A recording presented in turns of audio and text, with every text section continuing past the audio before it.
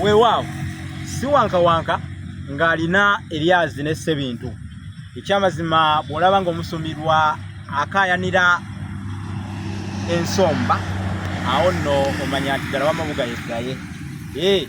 Anajja obutente kuziri ze bayita entulumba, talwawo ng'era anaagujulagujula obukwabaaya oguli ogwakayeya, bw'atyo naye bw'atyo nga bw'atalonzalonza.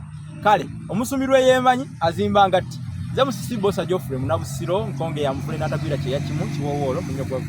Olwaleero ndi bano okwasomesa ekisoko ekiyitibwa okukuba kabaka engabo.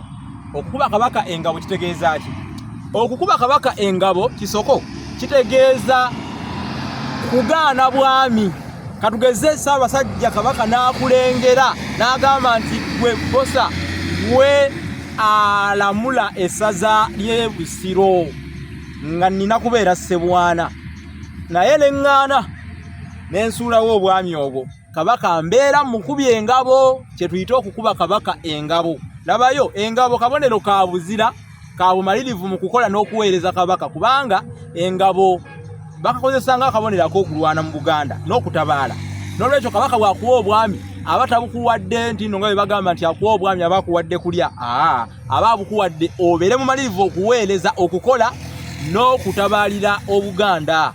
Kati ge makulu g'engabo, weewaava ekisoko okukuba kabaka engabo. Ovolaba era bw'obeera mu maaso ga kabaka ng'owera olina n'okukola bw'oti. Ako kabonero ka buzira, ka butabaazi, bumalirivu nnyo, kubanga bw'okola bw'oti nebeera ngabo gy'obeera okutte, ate bw'okola bw'oti lyo libeera ffumu, ng'owera nti nze musajjawo gundi nja kutabaala, nja kusobola okukola bwe nti, nja kuwangula amawanga ku lulwo. Kale katukomeko awo olwaleero, mukome wano tweyanguye ng'omugenyi anaakyama.